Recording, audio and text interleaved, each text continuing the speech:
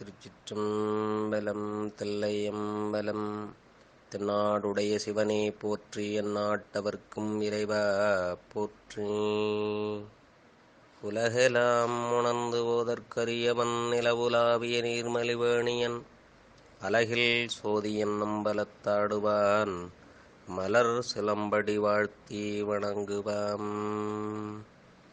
கைலாய பரம்பரையில் சிவஞான போத நெறிகாட்டும் வெண்ணை பயில் வாய்மை மெய்கண்டான் சந்ததிக்கோர்மை ஞான பானுவாகி குயிலாரும் பொழில் திருவாவடுதுறை வாழ் குரு நமச்சிவாய தேவன் சைலாதி மரபுடையோன் திருமரபு நீடோழி தழைக மாதோ.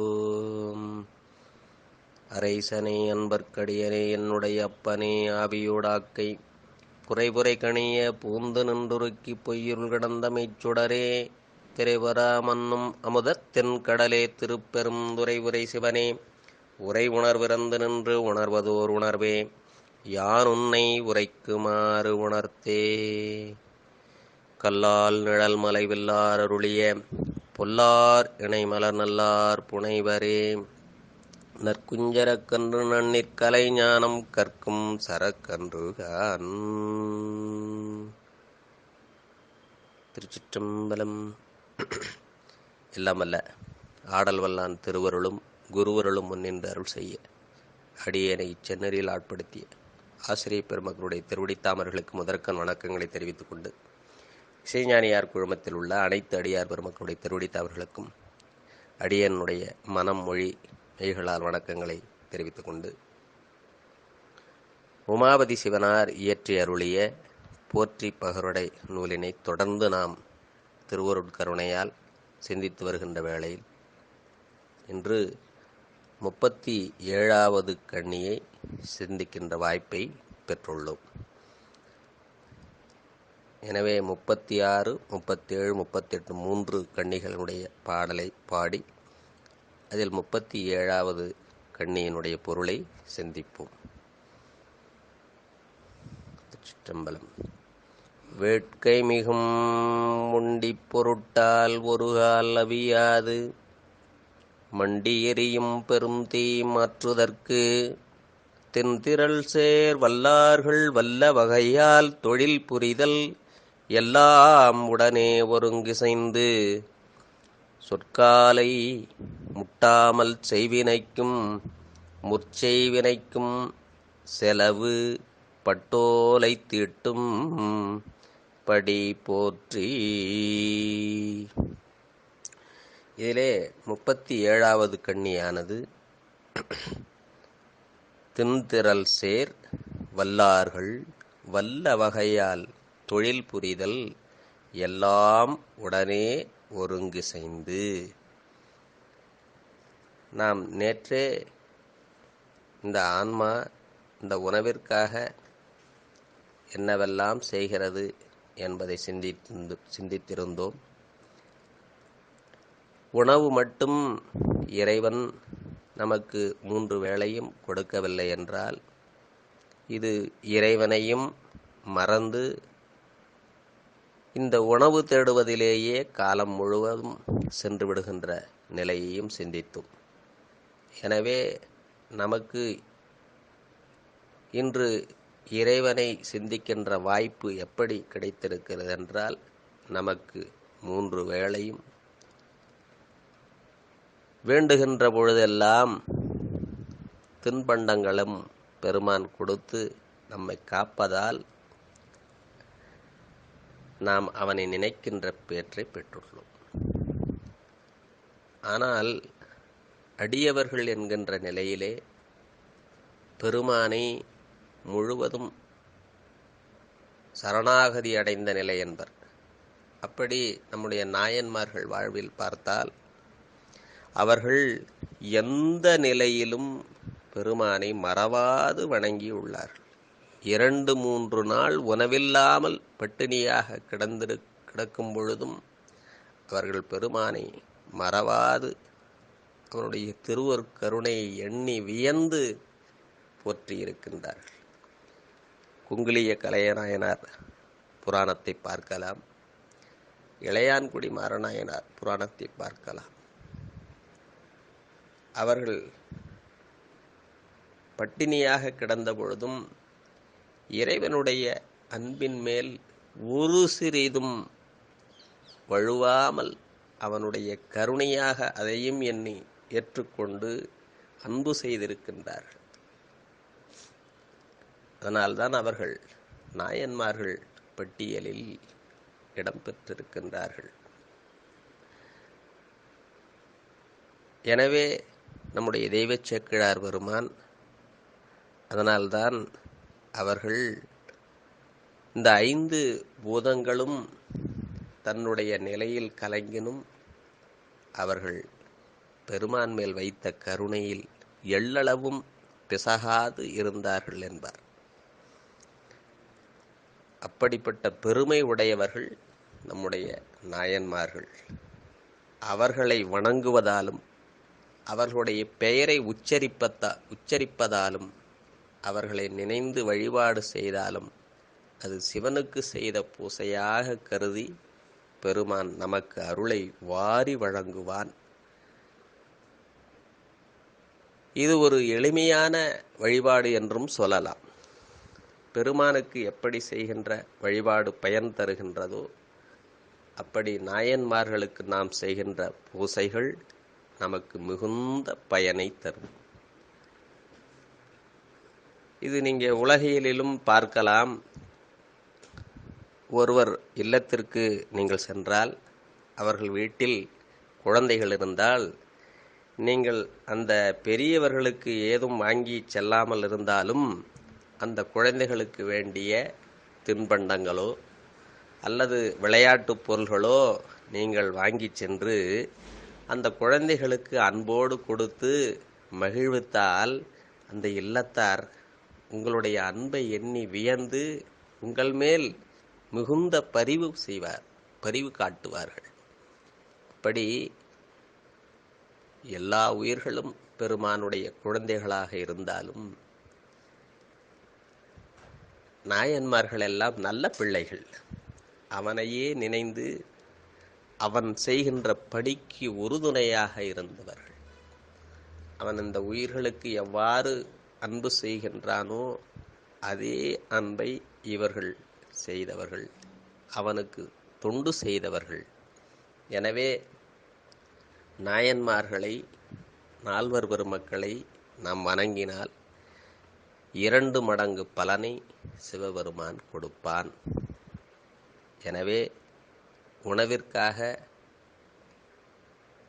வருந்துகின்ற மக்கள் பெருமானுடைய பொருள் சேர்ப்புகளாக இருக்கின்ற தேவார திருவாசகங்களை நாளும் ஓதினால் ஒரு காலம் அவர்களுக்கு உணவிற்காக இயங்குகின்ற நிலை வாராது. எனவே அப்படித்தான் நம்முடைய சேக்கிழார் பெருமான் நாயன்மார்களுடைய அந்த உறுதிப்பாட்டை சொல்கின்றார். நாமும் அந்த உறுதிப்பாட்டை ஏற்க வேண்டும். பூதம் 5 நிலையில் கலங்கினும் மாதொர்பாகர் மலர்த்தாள் மரப்பிலார் ஓதுகாதல் உரைப்பின் நெறி நின்றார் கோதிலாத குணப்பெரும் குன்றினார். அவர்கள் அந்த குணப்பெரும் குன்றாக விளங்குகின்றவர்கள். இப்படிப்பட்ட நாயன்மார்களுடைய புராணங்களை நாம் நாளும் சிந்திப்பதால் மிகுந்த பயனை அடையலாம். எனவே இந்த பசி என்பது ஒரு நோயாக இருக்கின்றது. இந்த உலக இயக்கம் இயங்குவதற்காக பெருமான் அதையும் கருணையோடு அருளியுள்ளான். எனவே இந்த பசி தீர்ப்பது பெருமானுடைய கருணை. நம்முடைய அவ்வை பாட்டியும் இந்த பசி இருந்தால் என்னெல்லாம் நடக்காது என்பதை சொல்லுவார். மானம், குலம், கல்வி, வன்மை, அறிவுடைமை, தானம், தவம், முயற்சி, தாளாண்மை, தேனின் கசிவந்த சொல்லியர் மேல் காமுறுதல், 10 பசி வந்திடப்போம் பறந்து. இந்த 10 செயல்பாடுகளும் பசி வந்தால் அத்துணையும் நீங்கி பசியின் மேல் கவனம் சென்றுவிடும். எண்ணி பாருங்கள், வியப்பாக உள்ளது. எனவே இங்கே இன்றைய அந்த கண்ணியை அதனை தொடர்ந்து நாம் சிந்திக்கின்ற வேளையிலே தின்திரள் சேர் வல்லார்கள் வல்ல வகையால் தொழில் புரிதல் எல்லாம் உடனே ஒருங்கிசைந்து. இந்த பசியாகிய பெருந்தீயை மாற்றுவதற்காக தின்திரள் சேர் வல்லார்கள் வல்ல வகையால் தொழில் புரிதல், திண்ணிய ஆற்றல் மிக்க வலிமையுடையவர்கள் தமக்கு ஏற்றவாறு தொழில் செய்யும் பொழுது அவரவர்கள் அவருக்கு ஏற்றவாறு உள்ள தொழில்களையே செய்ய முடியும். அப்படி செய்கின்ற நிலையில் எல்லாம் உடனே ஒருங்கிசைந்து அவர்கள் செய்கின்ற எல்லாவற்றிற்கும், நீங்கள் எத்துணை விதமான பணிகள் இவ்வுலகத்தில் உள்ளதோ அத்துணைக்கும், விவசாயம் செய்பவர்களாக இருந்தாலும் சரி, தறி நெய்பவர்களாக இருந்தாலும் சரி, கட்டடம் கட்டுபவர்கள், வாணிபம் செய்பவர்கள், இன்னும் இந்த உலகத்தில் எத்துணை வகையான பணிகள் இருக்கின்றனவோ அத்துணை பணிகளுக்கும் அவர்களோடு இயைந்து தாமும் அவர்களுடன் ஒன்றாய் சேர்ந்து உடனாக இருந்து அருளுகின்றான் நம்முடைய கண்ணுதற் கடவுள். எனவே நாம் செய்கின்ற எல்லா வகை பணிகளுக்கும் அவனே ஒன்றாகவும் வேறாகவும் உடனாக இருந்து அருள் செய்கின்றான். இதை நம்முடைய உண்மை விளக்கம் நூலிலே 27, 28, 29 3 பாடல்களில் நாம் ஒரு பணியை செய்ய வேண்டுமென்றால் அவன் எவ்வாறு வேறாக இருந்து அருள் செய்கின்றான், எவ்வாறு ஒன்றாயிருந்து அருள்கின்றான், எவ்வாறு உடனாக இருந்து செய்கின்றான் என்பதை நம்முடைய மனவாசகம் கடந்தார் அருமையாக அருளியிருப்பார். இந்த சூரிய ஒளியானது இந்த கண்ணிற்கு வேறாக இருந்தாலும் அந்த சூரிய ஒளி கண்ணினுடைய ஒளியோடு சேர்ந்து ஒரு பொருளை காட்டுவது, பிற பொருளை காட்டுவதைப் போல சிவபெருமானும் வேறாக இருந்து நம்முடைய அறிவில் பொருந்தி எல்லாவற்றையும் அறிவித்து வருகின்றான். இது வேறாக நிற்கின்ற நிலை. ஒன்றாக நிற்கின்ற நிலை என்பது அதே நம்முடைய ஆன்மாவோடு நம்முடைய அறிவில் பொருந்தி இடைவிடாமல் நமக்கு அறிவிப்பான். அறிவிற்கு உள்ளிருந்து எதை எதை செய்ய வேண்டுமோ அதையெல்லாம் அறிவித்தல். வேறாதல் நமக்கு காட்டுதல்.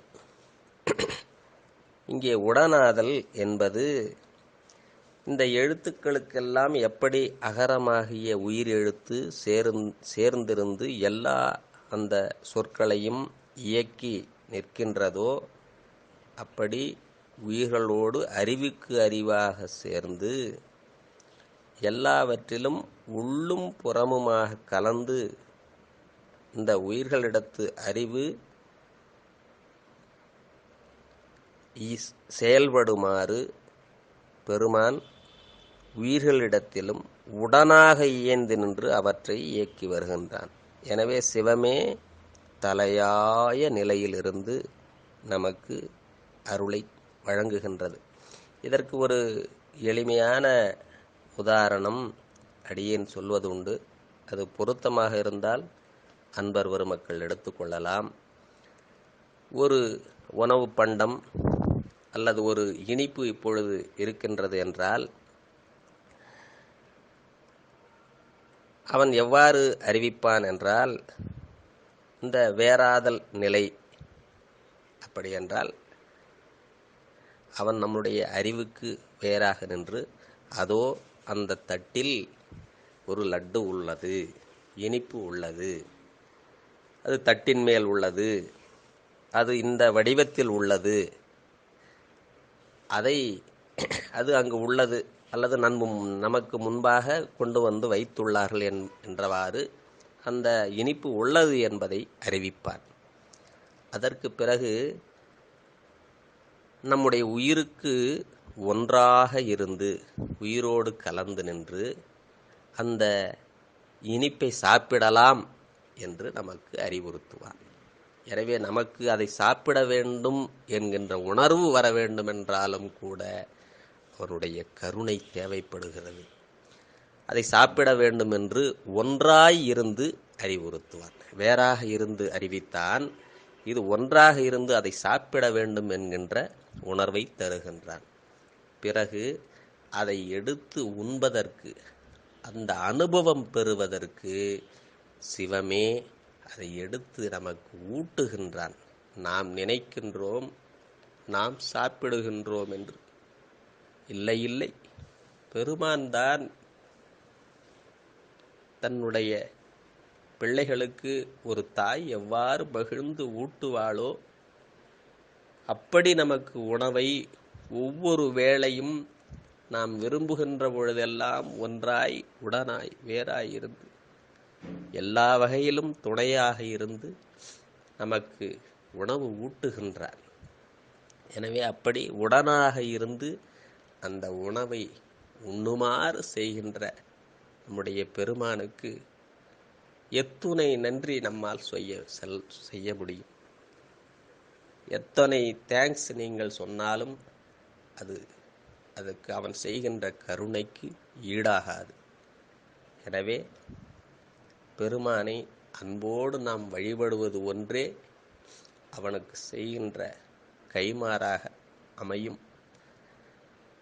அப்படி பெருமான் நமக்காக இத்துணை வேலைகளை செய்கின்றான். நாம் இந்த மலத்திலிருந்து விடுபடுவதற்காக, நாமும் இன்பம் அனுபவிப்பதற்காக, பேரானந்த நிலையில் இருப்பதற்காக, இந்த துன்பங்களெல்லாம் நீங்கி அன்போடு வாழ்வதற்கு பெருமான் செய்கின்ற பெரும் கருணை. நமக்கு என்ன வேலை?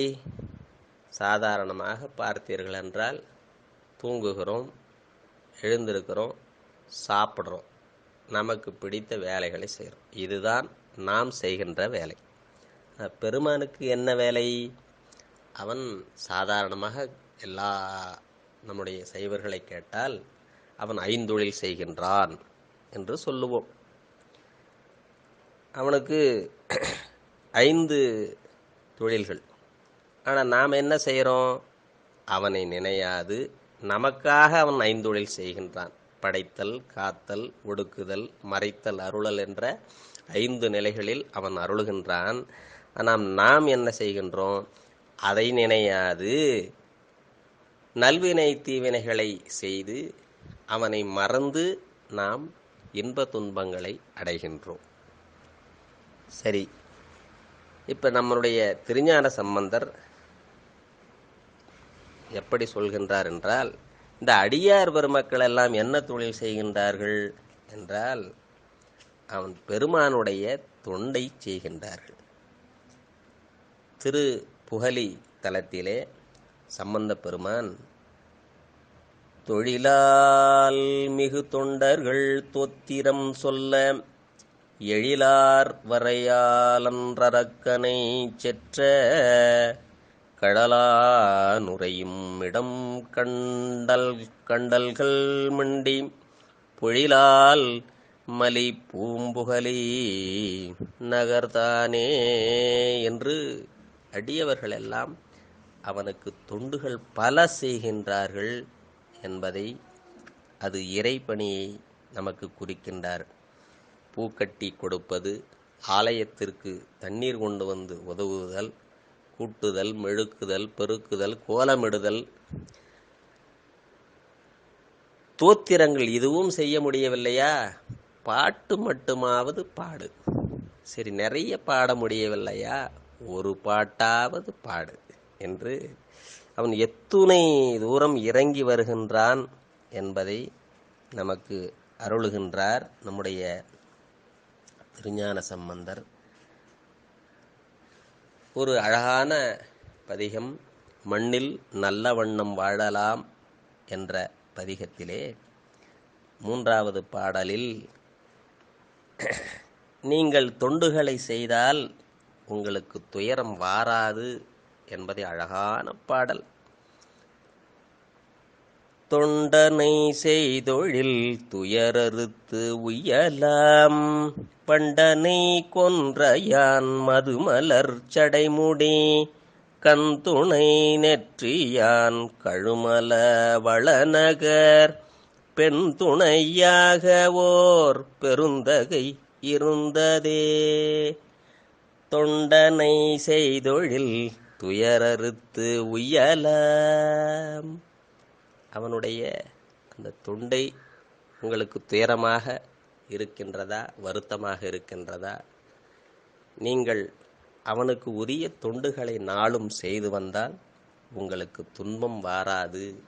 எனவே நமக்கு வருகின்ற துன்பங்கள் நாம் முன்பே செய்த நல்வினை தீவினையால் வருகின்றது.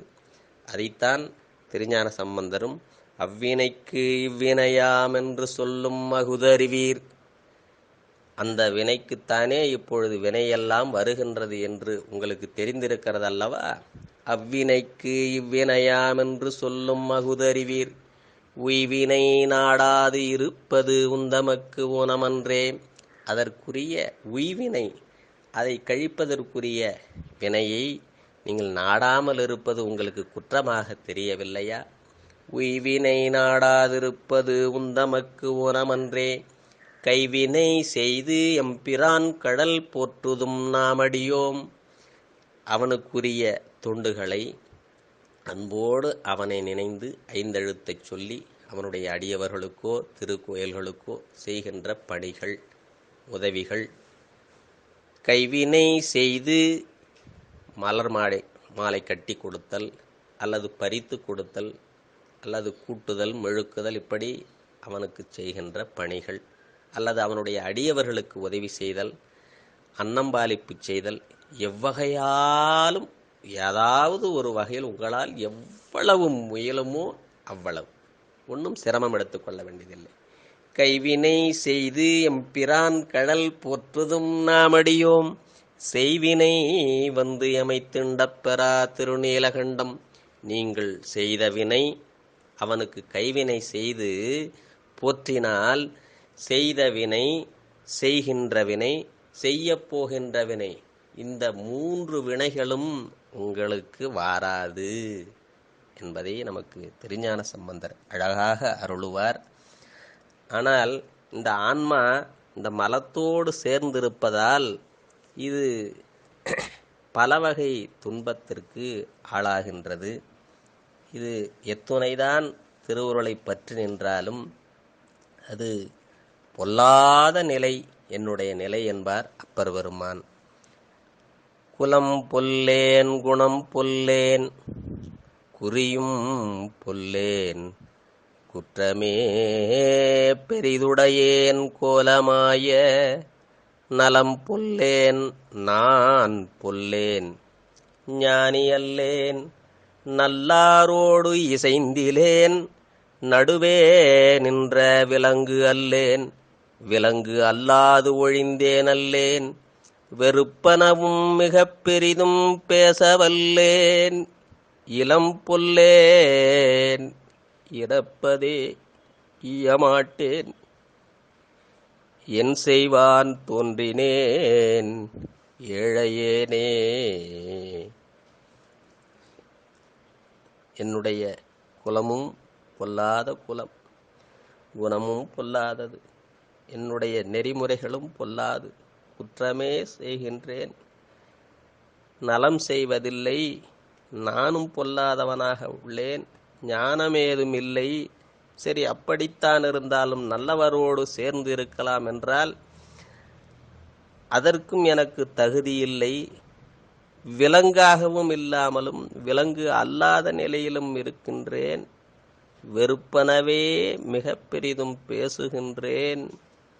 யாவருக்கும் நான் அன்பு செய்வதும் இல்லை. யாராவது ஏதாவது கேட்டால் கொடுக்கவும் இல்லாமல் இருக்கின்றேன். நான் எதற்கப்பா தோன்றினேன். அப்பர் பெருமான் நமக்காக அருள் செய்த அருமையான இந்த இப்பாடல். அவரா பொல்லாதவர்? அருளே வடிவாக, திருவருளே வடிவாக இருந்தவர். வேடமென்றால் அது திருவேடம். அந்த திருவேடத்திற்கு ஒரே உதாரணம் திருநாவுக்கரசு நாயனார். எனவே திருஞான சம்பந்தர் அப்படி அருளுவார். அவர் மனத்தில் ஒரு அடியவர் எப்படி இருப்பார்? திருநாவுக்கரசு நாயனார் வருகின்றார். அவருடைய அந்த வடிவத்தை மனதில் எழுதி வைத்திருந்தாராம். திருஞான சம்பந்தரை நேரடியாக சந்திக்கும் பொழுது அப்படியே பொருந்தி வந்ததாம் அந்த வடிவம். அப்படிப்பட்ட அந்த வேடம் என்றால் அது திருநாவுக்கரசு நாயனார். அவரா பொல்லாதவர்? நாம் பொல்லாதவர்கள். எனவே நம்முடைய குணம் மலத்தோடு சேர்ந்து இப்படி பல வேலைகளை செய்வதால் நமக்காக அறிவுறுத்துகின்ற இதை பாடும்போது நமக்கு உணர்வு வந்து பெருமான் மேல் அன்பு பெருகும் என்பதால் அருளிய அற்புதமான பாடல்கள் இவையெல்லாம். எனவே நம்முடைய சரி, அவருக்கு இந்தந்த வேலையெல்லாம் பெருமான் செய்கின்றார் என்று நாம் பார்த்தோம். நம்முடைய சுந்தரமூர்த்தி நாயனார் ஒரு அழகான பாடல். அவரை ஆட்கொண்ட உடனே அவர் உங்களுக்கெல்லாம் தெரிந்த பாடல்தான். பித்தா பிறை சூடி பெருமானே அருளாலா என்ற அந்த அற்புத பதிகம் நமக்கு திருக்கையிலையில் கொண்டு சேர்க்கின்ற பதிகம். பெருமான் மேல் அன்பு செலுத்துகின்ற அருமையான பாடல். நாம் எத்துணை காலம் வீணாக்கிய அந்த நினைவுகள் எல்லாம் வரும். அப்படிப்பட்ட அற்புதமான பாடலில் பெருமானுக்கு என்ன வேலை என்று சொல்கிறார் என்று பார்க்கலாம். மழுவாள் வலன் ஏந்தி மறைவோதி மங்கை பங்கா தொழுவாரவர் துயராயின தீர்த்தல் உண தொழிலே. அழகாக அந்த பித்தா பிறைசூடி பாடலில் 9வது பாடல். மழுவால் பலன் ஏந்தி மறைவோதி மங்கை பங்கா தொழுவாரவர் துயராயின தீர்த்தல் உண தொழிலே. செழுவார் பெண்ணை தென்பால் வண்ணை நல்லூர் அருட்துறையுள் அழகா அழகா உனக்கு ஆளாயினி அல்லேன் எனலாமே. அழகா உனக்கு ஆளாயினி அல்லேன் எனலாமே என்று யாரெல்லாம் அவனை வந்து தொழுகின்றார்களோ அவர்களுடைய துயர்களை தீர்ப்பதே அவன் தொழில் என்று நம்முடைய சுந்தரமூர்த்தி நாயனார் அற்புதமாக அருளியுள்ளார். எனவே நாம் மறவாது பெருமானை நாளும் தொழுவோம் என்பதை நாமும் உறுதிப்பாடாக எடுத்துக்கொண்டு நாம் செய்தல் வேண்டும். அவனை தொழுதால் நம்முடைய துயரமெல்லாம் தீரும். ஆனால் அழுதால் அவனை பெறலாம் என்று மணிவாசக பெருமான் அற்புதமான ஒரு பாடல் திருச்சதகத்திலே, யானே பொய் என் நெஞ்சும் பொய் என் அன்பும் பொய் ஆனால் வினையேன் அழுதால் உன்னை பெறலாமே. தேனே அமுதே கரும்பின் தெளிவே தித்திக்கும் மானே அருளாய் அடியேன் உனை வந்து உருமாறே என்று நான் வைக்கின்ற இந்த அன்பும் பொய் என்று அழுகின்றார். ஆனால் வினையேன், பெருமானுக்கோ வினை இல்லை, நமக்கு நல்வினை தீவினை உண்டு. வினையேன் அழுதால் உன்னை பெறலாமே. அழுதால் உன்னை நோக்கி உன்னுடைய அருள் எனக்கு வேண்டுமென்று அழுதால் உன்னை பெறலாம். ஆனால் அமுதாகவும் கரும்பின் தெளிவாகவும் தித்திக்கும் அந்த நிலையில் உள்ள பெருமானே, உன்னை அழுது பெறுவதற்குரிய அருளையும் எனக்கு கொடுப்பாய். அதுவும் நாமாக செய்ய முடியாது. ஏனென்றால் பெருமான் தான் ஒன்றாகவும் வேறாகவும் உடனாகவும் இருந்து அருள் செய்ய வேண்டியிருப்பதால் அந்த அருளையும் அவனையே கேட்டு பெறுதல் வேண்டும் என்று மணிவாசகப் பெருமான் இங்கே நாம் அவனை நோக்கி அவன் திருவருளுக்காக அழுதால் சிவத்தை பெறலாம். பேரானந்த நிலையை நாமும் பெற்று பேரானந்த நிலையை பெற்று பேரின்ப வாழ்வு வாழலாம் என்பதை நமக்கு அருளுகின்றார். அற்புதமான இன்றைய கண்ணி நமக்கு உமாபதி சிவனார் கொடுத்துள்ளார். அந்த கண்ணியை மீண்டும் சிந்தித்து நிறைவு செய்வோம். 37வது கண்ணி.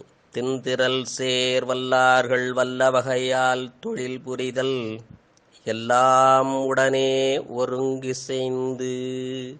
பெருமானுடைய அந்த கருணையால் நாம் செய்கின்ற எல்லா வகை தொழிலுக்கும் வேலைகளுக்கும் அவனே நம்மோடு ஒன்றாகவும் வேறாகவும் உடனாக இருந்து இயங்குகின்றான் என்பதை நாம் அறிந்து பெருமான் மேல் அன்பு செலுத்தி அவனுக்கு நாளும் தோத்திரங்களை மனதார பாடி, நம்முடைய தேவார திருவாசகங்கள்தான் உயர்ந்த பாடல்கள், பொருள் சேர் புகழ்களை உடைய பாடல்கள் தேவார திருவாசகங்கள். அதற்கு மேல் இவ்வுலகத்தில் வேறு எந்த மந்திரங்களும் இல்லை. எனவே ஐந்தெழுத்து மந்திரமும் இந்த தேவார திருவாசகங்களுமே மிக உயர்ந்த நிலையில் நமக்கு மிகுந்த பயனை அளிப்பது, நமக்கு வேண்டுகின்ற இம்மை பயனையும் மறுமை பயனாகிய வீடு வேற்றையும் தரவல்லது இவைகளே என்பதை உணர்ந்து பெருமானை நாளும் அன்போடு வணங்கி அருள் நிலையில் நின்று நல்வாழ்க்கை வாழ்வோம் என்று கூறி, இவ்வாய்ப்பினை கொடுத்த அம்பலவாணனுடைய பெரும் கருணைக்கு அவனுடைய திருவடி தாமர்களுக்கு மலரிட்டு வணங்கி நாம் அடுத்த கண்ணியை அடுத்த வகுப்பிலே தொடர்ந்து சிந்திப்போம். என்றும் இன்பம் பெருகு மேல்வினால் ஒன்று காதலித்து உள்ளமும் ஒங்கிரமன்றுளாரடியார் அவர் வான் புகழ் நின்றதெங்கும் நிலவி உலகெலாம் வான்முகில் வழாது பீக மலிவளம் சுரக்க மன்னன் கொன்முறை அரசு செய்க குறைவிலாது உயிர்கள் வாழ்க நான்மறை அறங்கள் ஓங்க நற்றவம் வேள்வி மல்க மேன்மைகுள் செய்வ நீதி விளங்குக உலகமெல்லாம் மேன்மைகுள் செய்வ நீதி விளங்குக உலகமெல்லாம் மேன்மைகுள் செய்வ நீதி விளங்குக உலகமெல்லாம். திருநாடுடைய சிவனே போற்றி, எந்நாட்டவர்க்கும் இறைவா போற்றி, ஏகம்பத்துரையந்தாய் போற்றி, பாகம் பெண்ணுருவானாய் போற்றி, காவாய் கனகத்திரளே போற்றி, கைலை மலையானே போற்றி போற்றி. திருச்சிற்றம்பலம். அருள் தரும் சிவகாமி அம்மையுடனாகிய அருள்மிகு ஆனந்தமா நடராசப் பெருமான் திருவடிகள் போற்றி போற்றி. திருச்சிற்றம்பலம்.